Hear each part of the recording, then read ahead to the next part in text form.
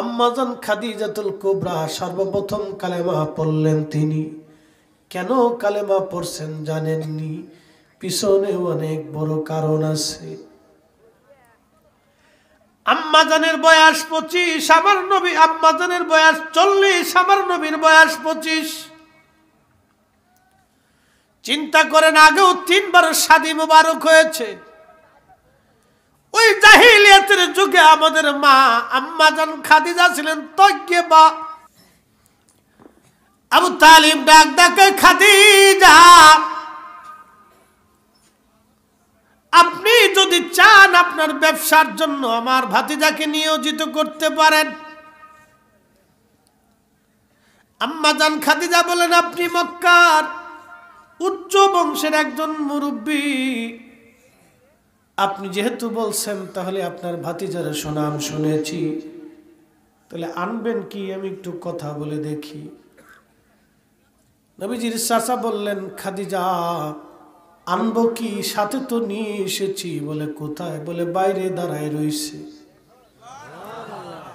আম্মাজান খাদিজা পর্দা সরাইয়া দেখলেন নবী দাঁড়ানো, কিন্তু মাথার উপরে একটা মেঘ ছায়া দেয়। আরে না হইছে না, আরো জোরে বলবেন কি ইয়া রাসূলুল্লাহ।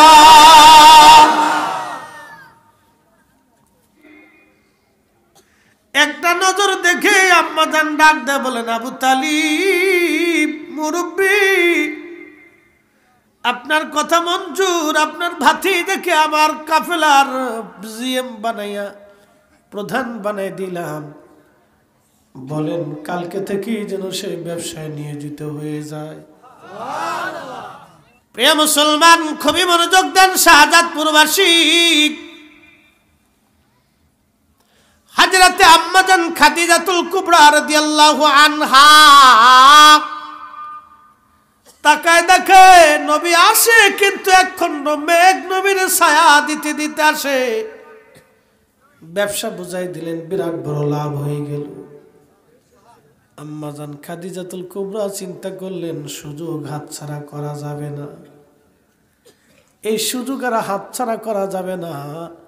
এমন ছেলে আর কোনোদিন পাওয়া যাবে না। আম্মাজান শরম লজ্জা ফালাইয়া নবীকে প্রস্তাব দিলেন, ওগো মুহাম্মদ আমিন, যদি মনে কিছু না চিন্তা করেন, বাকি জীবনটা আমি আপনার স্ত্রী হিসেবে কাটাই দিতে চাই, আমি আপনার খেদমত করে কাটাইতে চাই, যদি দয়া করে আপনি আমারে কবুল করে নেন। আমার নবী ডাক দিলেন, খাদিজাতুল কুবরা সুন্দর প্রস্তাব দিয়েছেন, কিন্তু আমার মুরব্বী আছে, আমার চাচা, পিতৃতুল্য বাবার মতো, আমি আমার চাচা জানের পরামর্শ ছাড়া কোনো সিদ্ধান্ত দেব না। আল্লাহর নবীর বিবি আমাদের আম্মাজান তাহেরা তয়্যিবা খাদিজাতুল কুবরা রাদিয়াল্লাহু আনহার প্রস্তাবে নবীজি চাচার কথা চাচার কাছে যায় বললেন, চাচা যান, আপনার ধনী খাদিজা তো আমাকে বিবাহের পয়গাম দিয়েছে। আল্লাহর নবীর চাচা বললেন, মুহাম্মদ আমিন রে, একটু অপেক্ষা করো, আমি চিন্তা করে দেখতে হবে। আবু তালিব আগে জানেন আমারে ভাতিজা আখিরে নবী হবে। একসাথে বলবেন আল্লাহু আকবার। আবু তালিব আগে জানতেন আমারে ভাতিজা নবী হবে। একটা বারও বুহাইরা দাওয়াত দেয় না, কিন্তু আজকে সেদে সেদে দাওয়াত দিচ্ছে। কারণ কি? আল্লাহর নবীর চাচা বললেন, ঠিক আছে বুহাইরা, তোমার দাওয়াত আমি কবুল করলাম। বুহাইরা পাদ্রী ডাক দেয়া বলেন, আবু তালিব আপনি কাফেলার প্রধান, কাফেলার কেউ যাতে বাদ না যায়, সবাইকে নিয়ে আসতে হবে, কেউ যাতে বাদ না যায়। আচ্ছা আপনারা বলেন, বুহাইরা পাদ্রী কারে দাওয়াত দেয়? সিন্নি খাইছো মুল্লা চিনো নাই। বুহাইরা পাদ্রী কারো পাগল না, বুহাইরা পাদ্রী আমার নবীর পাগল।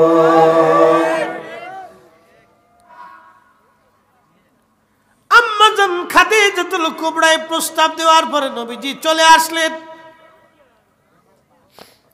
চলে আসার পরে চাচাদের কাছে বললেন, চাচা যেন প্রস্তাবে রাজি, তবে বললেন মুহাম্মদ রে একটু অপেক্ষা করো। আবু তালিব জানতেন আমারে নবী, আমারে ভাতিজা নবী হবে। তার ওই যে পাদ্রী বুহাইরা তারে দাওয়াত দিয়েছেন। আবু তালিব মনে মনে চিন্তা করলেন, এত বছর আসলাম, বুহাইরা পাদ্রী কোনোদিন আমারে দাওয়াত দিল না, কিন্তু আজকে কেন দাওয়াত দিল, কারণটা কি? দাওয়াত খাইতে গেছে, আমার নবীরে কাফেলার মধ্যে রেখে গেছে। বহাইরা পাদ্রী দেখে সবাই আছে, কিন্তু আমি যার জন্য আয়োজন করছি সে নাই। ডাক দে বলল, আবু তালিব আপনার কাফেলার সবাই কি আসছে? বলে না, সবাই আসছে বটে, তবে মোহাম্মদ আমিনরে রেখে আসছি। পাদ্রী ডাক দেখায়, না কাউরে বাদ দেওয়া যাবে না, সবাইরে নিয়ে আসে। তখন কাফেলার একজন বলল, না আমরা খানা খাবো আর আমাদের মোহাম্মদ খাবে না, তা হবে না। সে দৌড়ায় যে নবীরে কোলে করে নিয়ে আসছে। খাওয়া দাওয়া শেষ, বুহাইরা পাত্রে ডাক দেখে, আবু তালিব এই সুন্দর নুরানি চেহারার বালক, এই বালক আপনার কি হয়? আবু তালিব ডাক দে বললে, এই বালক আমার ছেলে। আবু তালিব ডাক দে বলতেছে, বুহাইরা পাত্রী এই সন্তানটা তো আমার ছেলে। বুহাইরা পাত্রীকে আবু তালিব ডাক দিয়ে বলতেছে, আমার ছেলে। বুহাইরা ডাক দেখ, আবু তালিব এই ছেলেটা আপনার ছেলে না, এটা আপনার ভাতিজা। এই ছেলের বাবার নাম আব্দুল্লাহ, মায়ের নাম আমেনা, ছেলের নাম মুহাম্মদ। বলে আপনি কি করে বুঝলেন? বলে তাওরাত জবুর ইনজিলের মধ্যে এভাবেই লেখা। আবু তালিব গোপন কথা বলে দিয়ে যাই, আজকে তোমারই, তুমি দেখছো কিনা জানি না, আমি বুহাইরা দেখছি তোমার ভাতিজা যেখানে যায় আকাশের মেঘখণ্ড তোমার ভাতিজার ছায়া দিতে দিতে যায়। ওই গাছের নিচে তোমার ভাতিজা বইছে, আর আমি দেখছি গাছ ডালপালা ঘুষাইয়া ঘুষাইয়া তোমার ভাতিজা আখিরি নবীর মাথার উপরে ছায়া দিয়েছে।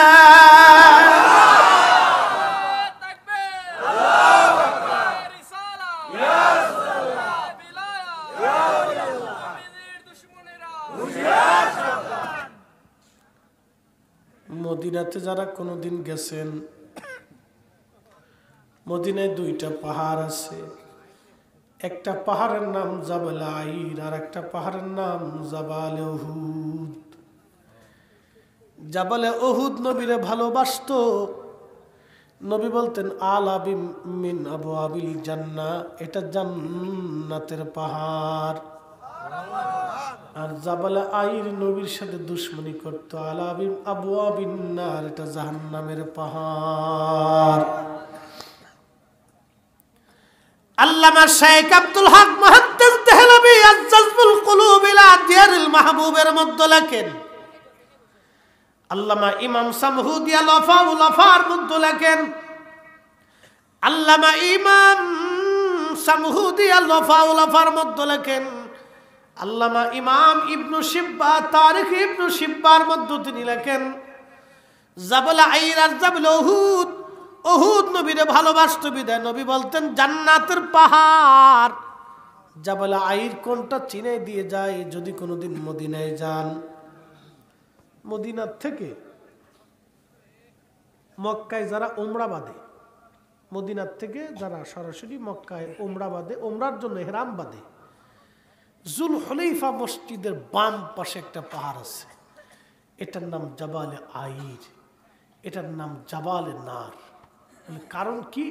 হিজরতের দিনে নবীজি এই রাস্তা দিয়ে আসার সময় সব পাহাড় পর্বত তরু লতা পাতা জীব জানোয়ার পাথর পর্যন্ত নবীকে সালাম দিয়েছিল, কিন্তু জাবালে আইর নবীরে সালাম দেয় নাই। এই সালামটা না দেওয়ার কারণে তার নাম হয়েছে জাবালে নার। আবুল হোসেন পালাবা কোথায়? হ্যাঁ, রসুলের সাথে বিয়াদবি করে 16 কোটি বছর ইবাদত করলো, জান্নাত তোমার নসিব হবে না। আলম তারা আন্নাল্লাহা ইয়াসজুদু লাহু মান ফিস সামাওয়াতি ওয়া মান ফিল আরদ। আল্লাহ ডাক দিয়ে বলেন, হাবিব আপনি কি দেখেন না আসমানে জমিনে যাহা কিছু আছে সব আমি আল্লাহর সেজদা দেয়। আসমান জমিনের মধ্যে যা কিছু আছে সব আমি আল্লাহর সেজদা দেয়। আশ-শামসু ওয়াল কমারু ওয়ান নুজুমু ওয়াল জিবালু ওয়াশ-শাজারু ওয়াদ-দাওয়াবু ওয়া কাসীরুম মিনান নাস।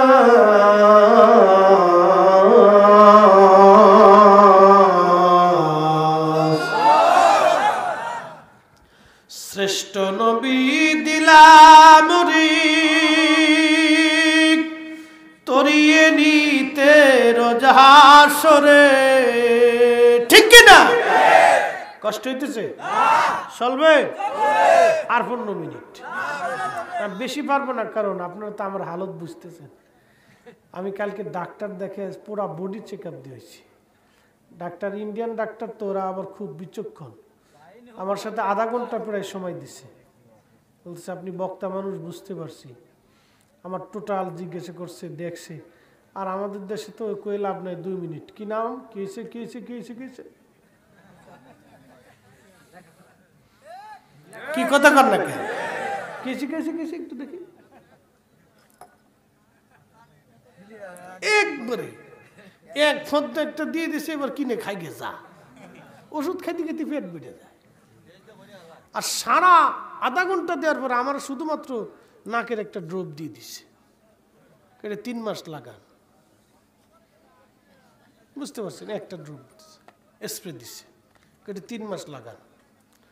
আর কয়েকটা টেস্ট দিছে, আপনার ব্লাডটা একটু দেখে নিই, আপনার প্রবলেমটা কোথার থেকে আসে।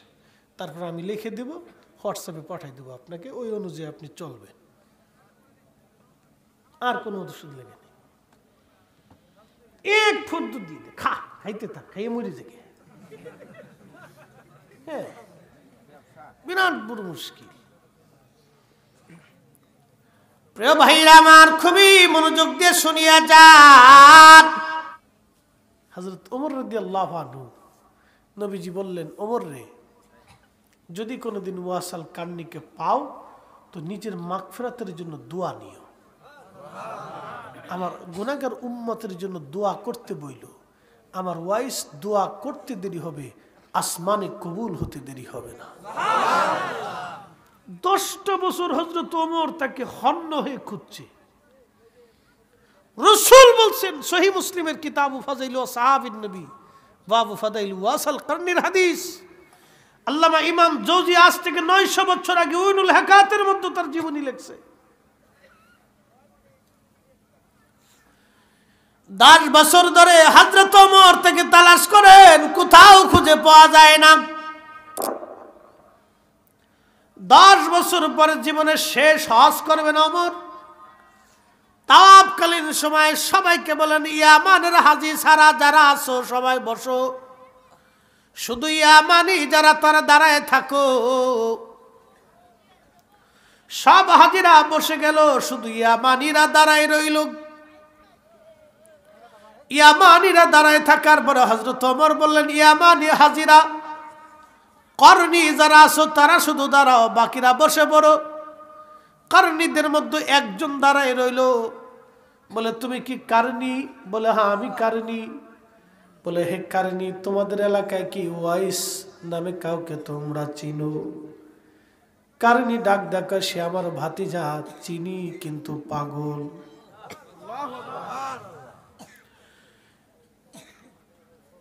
পাগল চিনি কিন্তু পাগল। হযরত ওমরের চোখের কোণা দিয়ে পানি এসে গেল। কেমন পাগল বলবানি? লোকটা ডেকে বলে, ওমর খলিফাতুল মুসলিমিন, সে এমন মজজুম, আমরা তার জন্য একটা ঝুপড়ি ঘর বানাই দিয়েছি। সারাদিন রাত 24 ঘন্টায় ঘরের মধ্যে ইবাদত করে। কোনো মানুষের সঙ্গে কথা বলে না, কারোর সাথে মিশে না, সমাজ কমাজ করে না, সে কোন রকম খেজুরের বিচি টুকায় টুকায় বিক্রি করে করে কোন রকম সংসার চালায়। খেজুরের বিচি বিক্রি করে ওয়াসাল কারণী খেজুরের বিচি টুকায় টুকায় যা পায় বিক্রি করে দু একটা খেজুর পায়, কোনোদিন খায় কোনোদিন না খায়, ওইভাবে ওয়াসাল কারণী দিন কাটায়। আমার তুমি যারে খুঁজতেছ আমরা তোরে চিনি, সে কারণের অধিবাসী বটে কিন্তু মাজুব পাগল। হযরত ওমরের চোখের পানি বেয়ে বেয়ে পড়ে, ডাক ডাকে কারণী সে কি হজে আসছেনি? বলে হ্যাঁ হজে আসছে। কোন জায়গা? বলে আরাফার মাঠে তারে পাবেন। হযরত ওমর আর আলী দুইজন দৌড়ায় গেলেন আরাফাতের মাঠে, যায় দেখলেন একটা গাছের নিচে দাঁড়ায় দাঁড়ায় ওয়াসাল কারণী নামাজ পড়তেছে। চিৎকার মেরে জোরে বলেন না মারহাবা।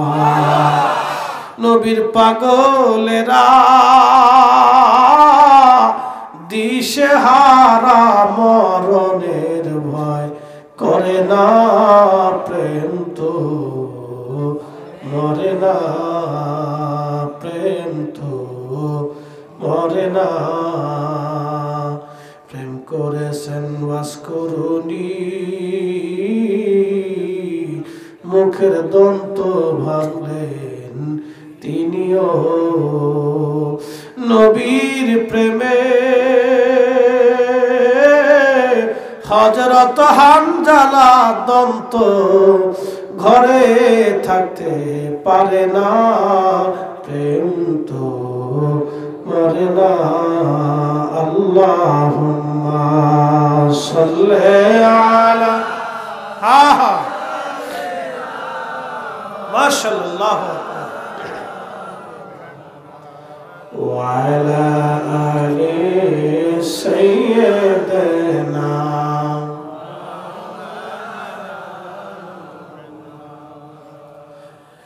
এইরকম গরীব মিসকিন এতই দাম হাসরের মাঠে হবে। ইমাম জৌজি তিনি লিখতেছেন কিয়ামতের মাঠে আল্লাহ সবাইকে জান্নাত দিয়ে দিবে, ওয়াসাল কারণীকে দাঁড়া করায় রাখবে। ওয়াইস বলবে রব তুমি আমার কেন দাঁড়া করায় রাখছো? আল্লাহ বলবে ওয়াইস আমরা গুনাহগার, কত বান্দা আমার ওরা জাহান্নামে চলে যাবে। ওয়াইস রে তোমার দাঁড়া করায় রাখছি, বান্দাদের প্রতি আমার বড় মায়া হয়। ওয়াইস তুমি যার পক্ষে ক্ষমা করতে বলবা, সুপারিশ করবা, আমি আল্লাহ তারে মাফ করে করে জান্নাতে পাঠাই দিবা। পাইলি কায়দা মতো পিটাবা। সাপ দেখলে মারতে বলেন নাই, শিয়াল দেখলে মারতে বলেন নাই, বাঘ ভল্লুক দেখলে মারতে বলেন নাই, কিন্তু গিরগিটি দেখলে মারতে বললেন কেন? এটা ধান খায় না, আপনার বাড়িঘর নোংরা করে না, আপনারা কামড় দেয় না, আপনারা খামসায় না, আপনারা মারে না, বিষ প্রয়োগ করে না, তারপরেও কেন দেখলেই মারতে হবে? কারণটা কি? আম্মা জানা আয়েশা সিদ্দিকা ঘরের মধ্যে একটা বর্ষা রেখে দিতেন। সাহাবীরা জিজ্ঞেস করলো মা জননী ঘরের মধ্যে বর্ষা কেন? বলে গিরগিটি পাইলে মারতে হবে, আল্লাহর নবী বলে দিয়ে গেছেন। বলে আম্মাজান কারণ কি? বলে এই গিরগিটি ইব্রাহিম আলাইহিস সালামের আগুন জ্বলার সময় ফু মারতে লাগলো। আল্লাহ ডাক দিলেন গিরগিটি কেন ফু দাও? বলে ফু দিচ্ছি যাতে ইব্রাহিমের আগুন বেশি করে জ্বলে। গিরগিটির ফুয়ে আগুন জ্বলবেও না নিভবেও না, কিন্তু আল্লাহর খলিলের বিরুদ্ধে যারা দাঁড়াইছে এই একটা মাত্র প্রাণী, তার নাম গিরগিটি। নবী বলেন এক গিরগিটি অপরাধ করছে 14 গোষ্ঠী সুদ্ধা মায়ের খাবে। কিয়ামত পর্যন্ত জয় সময় পাবা এই সময় ফিরাইবা। একবার জোরে বলবেন কি মারহাবা। গিরগিটির দোষ কি? আল্লাহ বলেন ইউসাব্বিহু লিল্লাহি মা ফিস সামাওয়াতি ওয়া মা ফিল আরদ। আসমান জমিনে যা আছে সব জিকির করে কার? আল্লাহ। তাহলে গিরগিটি জিকির করে কার? জাবাল আইর জিকির করে কার? জাবাল আইর আমার নবীকে সালাম না দেওয়ার কারণে জাহান্নামে চলে গেল, জিকির করলো আল্লাহর কিন্তু নবীর সাথে বেয়াদবির জন্য জাহান্নামে চলে গেল। গিরগিটি জিকির করলো আল্লাহর কিন্তু ইব্রাহিম খলিলুল্লাহর আগুনের মধ্যে ফু দিয়ে আগুন জ্বালানোর জন্য কিয়ামত পর্যন্ত বাটাম চালান খাবে, মার খাবে। ও আমার মুসলমান শাহজাদপুরবাসী, আমার নবীর ইজ্জতের বিরুদ্ধে যারা দাঁড়ায়, ইজ্জতের বিরুদ্ধে যারা ওয়াজ করে, ইজ্জতের বিরুদ্ধে যারা ফতোয়া দেয়, আমার নবীর শানের বিপক্ষে যারা সমর্থন করে, ওদেরকে যারা টাকা দেয়, ওদেরকে যারা সমর্থন দেয়, ওদেরকে যারা সুযোগ সুবিধা করে দেয়, এই সব হলো গিরগিটির দল। কথা কন না কেন?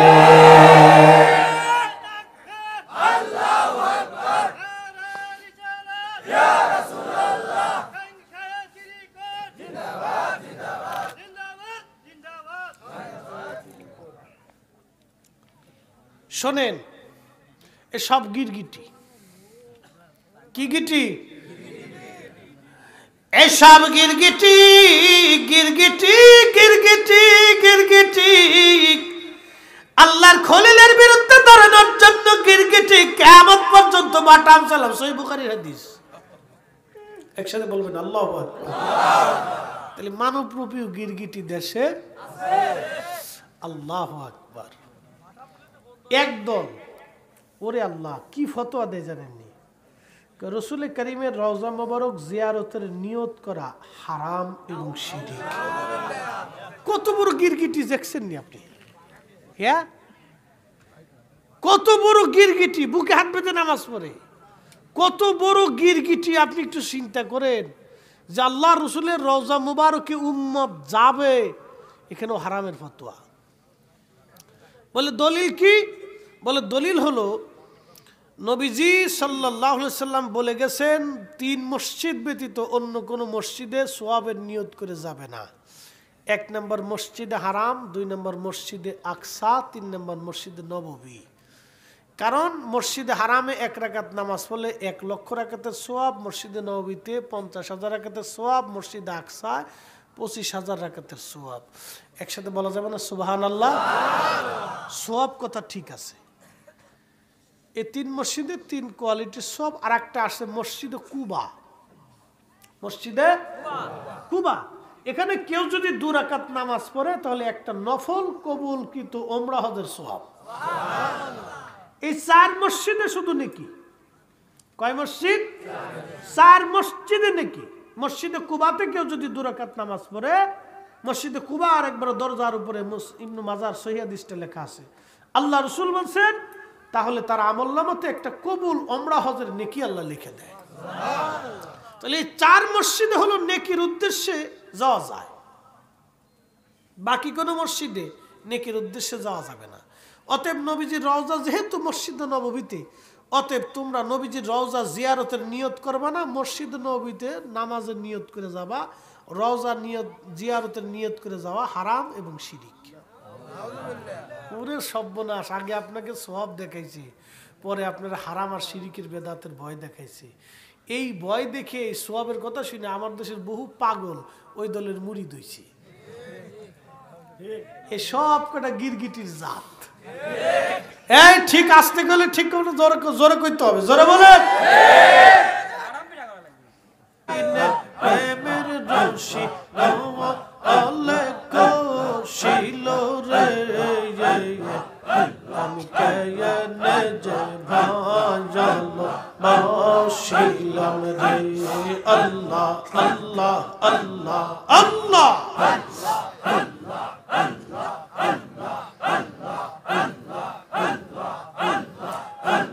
শরমি জানে ফুলসি রাতের কিনারে, শরমি জানে ফুলসি রাতের কিনারে, উলাম বইলা আমায় ডাকিও রে, আয় গো উলাম বইলা আমায় ডাকিও রে, আমি কেয়া রে যে ভাজালো বাসিলাম রে। আল্লাহ আল্লাহ আল্লাহ আল্লাহ আল্লাহ আল্লাহ আল্লাহ আল্লাহ আল্লাহ আল্লাহ আল্লাহ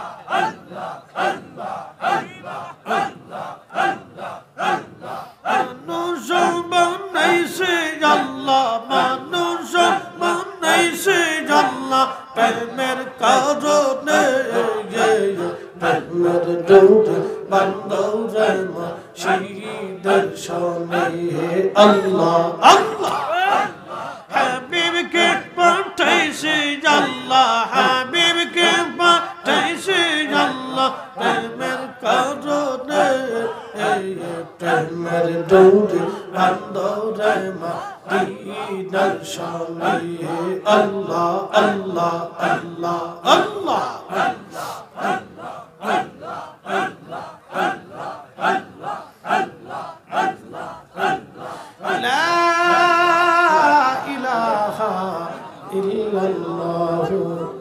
মুহাম্মাদুর রাসূলুল্লাহ সাল্লাল্লাহু আলাইহি ওয়াসাল্লাম যে যাহারে ভালোবাসে সে তো কবু ভুলে না মৌলা তোমায় ভালোবাসে মুর্শিদ তোমায় ভালোবাসে তুমি তারে ভুইলো না যে যাহারে ভালোবাসে সে তো কবু ভুলে না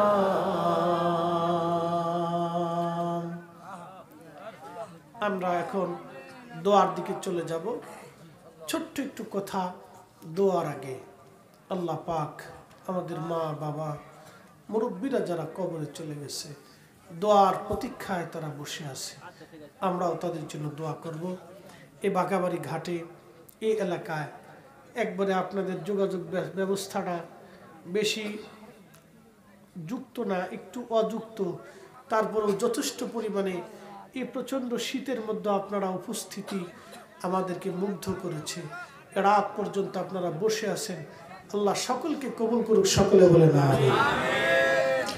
একদিন মাটির ভিতরে হবে ঘরে মন আমার কেন বন্ধ দালান ঘর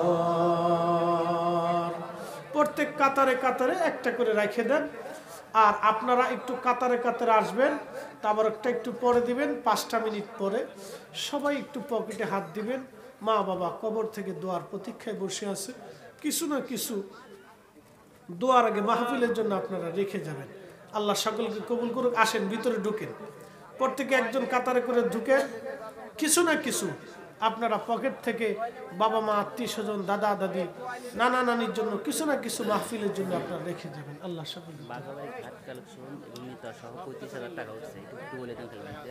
বাগাবাড়ি ঘাট কালেকশন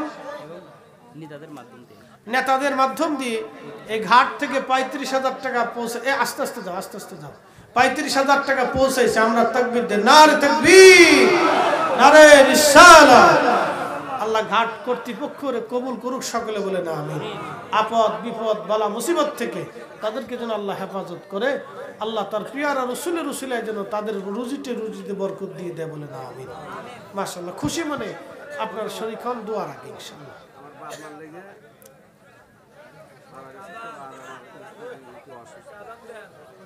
আপনার আব্বা আম্মা মারা গেছে নাম কি আব্দুল আওয়াল খান আব্বা আম্মার জন্য 1000 টাকা স্ত্রীও কি মারা গেছে অসুস্থ আচ্ছা আচ্ছা ওনার বিবি সাহেব অসুস্থ আল্লাহ শিফা আজল কামেলা দিক সকলে বলেন আমিন আল্লাহুম্মা দেন খুশি মনে সকলে দেন জিন্দেগি তোর যায় রে ফাকি দিয়া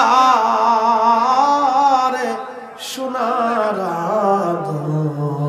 কি না নূর ইসলাম ভাই 1000 টাকা বলি মারহাবা জি নাম কি কালাম ভাই 1000 টাকা সবাই বলি মারহাবা ও জাদমরি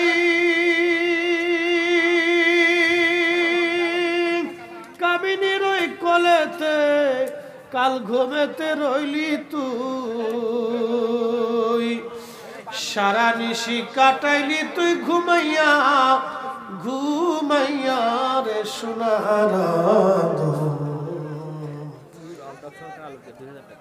আলোক দিয়ার আলতাফ সরকার 2000 টাকা বলি মারহাবা জিন্দেগি আস্তাগফিরুল্লাহ রাব্বি মিন কুল্লি যামবি ওয়া আতুবু ইলাইহি লা হাওলা ওয়ালা কুওয়াতা ইল্লা বিল্লাহ আল্লাহুম্মা আমিন রব্বানা আতিনা ফিদ দুনিয়া হাসানাতাও ওয়া ফিল আখিরাতি হাসানাতাও ওয়া কিনা আযাবান নার রব্বুল আলামিন তোমার মায়ার বান্দারা মাহফিল কেন সাজাইছে নন্দা পশ্চিমপাড়া যুব সমাজ সুন্নি সংগঠন আল্লাহ আমার প্রত্যেকটা যুবকদের পক্ষ থেকে মাহফিলের হাদিয়া সোনার মদিনায় জান্নাতের বাগানে পৌঁছে দাও আল্লাহ জান্নাতুল বাকি জান্নাতুল মুআল্লা বদরে উহুদে খন্দকে মোতা হুনাইন শুহাদায়ে কারবালায় কাদরিয়া চিশতিয়া নকশবন্দিয়া মুজাদ্দিদে হানাফি শাফি মালিক হাম্বলি এই জমিনের মাটির নিচে তোমার যত ওলিরা গুমান হযরতে শাহ সুফি ফতে আলী রাসূলের নাম রাহমাতুল্লাহ আলাইহি তিনার খলিফা আবু বকর সিদ্দিক ফুরফুরাবি রাহমাতুল্লাহ আলাইহি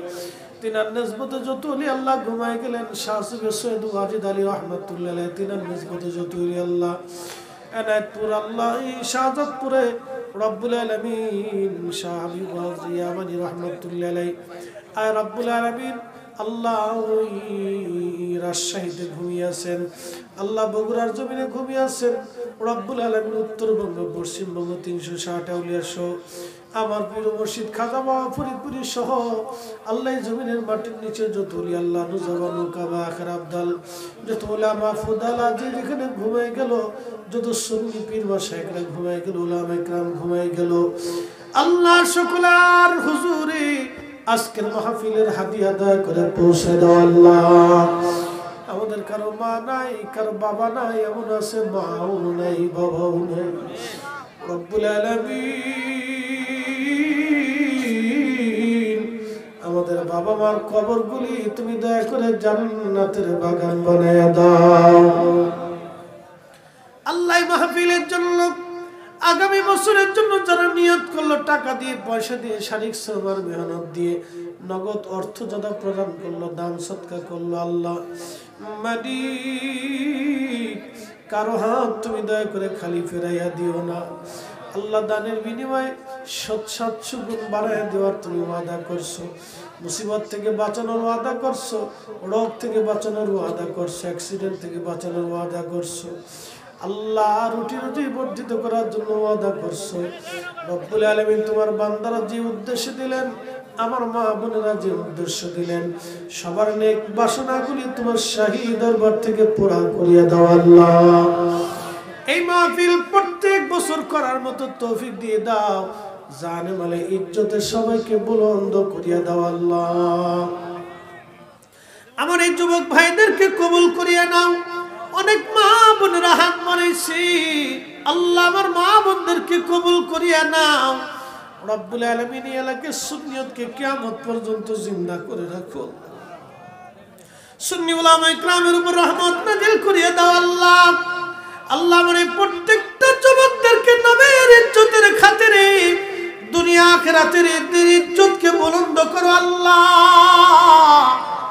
রব্বুল আলামিন বিদায় দিবা মওতের ডাক আসবে কঠিন সাকারাত আসার আগে তোমার হাবিবের জিয়ারত আমাদের নসিব করো আল্লাহ ইউনুস নবীর করছো গো দয়া আল্লাহ মাসর পেটেতে রাখিয়া আমারে নি করবা গো দয়া আল্লাহ কবরে রাখি আল্লাহ মাফ করছো রব্বুল আলামিন আল্লাহ আল্লাহ ফিলিস্তিনের মুসলমানরা আজকে বড় অসহায় ফিলিস্তিনি মা বোনদের কলিজা খালি হয় কত সন্তান এতিম হইছে কত মা বোনদের কলিজা খালি হয়ে গেছে আল্লাহ আল্লাহ তোমার সাইয়্যিদনা ইব্রাহিম আলাইহিস সালামের উসিলায় ফিলিস্তিনিদের চূড়ান্ত বিজয় নসিব করো আল্লাহ জালিম জুলুমবাজ ইহুদিদের শক্তিকে ধ্বংস করে দাও আল্লাহ ওদেরকে যারা সাহায্য করে তাদেরকে ধ্বংস করে দাও আল্লাহ আলহামদুলিল্লাহি রাব্বিল আলামিন আসসালাতু ওয়াসসালামু আলা রাসূলিল কারীম বিদায় তো দিবা নাম কি জনাব রইস ডাক্তার ভাই আমাদের এনায়েতপুরে একজন খাদেম তিনি মারা গেছেন আল্লাহ জনাব রইস ডাক্তার সহ যে ভাইরা বোনেরা মা বাবার জন্য আত্মীয় স্বজনের জন্য দোয়া চাইলেন, যারা কবর দেশে চলে গেল সবার কবরগুলি দয়া করে জান্নাতের বাগান বানায় দাও। এমন করে এই গ্রামের মধ্যে যত মানুষ কবরে চলে গেছে আল্লাহ সকলের কবরগুলি দয়া করে জান্নাতের বাগান বানায় দাও। বিদায় লগ্নে মধুর জবানে জারি করো মধুর কালেমা লা ইলাহা ইল্লাল্লাহু মুহাম্মাদুর রাসূলুল্লাহ সাল্লাল্লাহু আলাইহি ওয়াসাল্লাম। মুফতি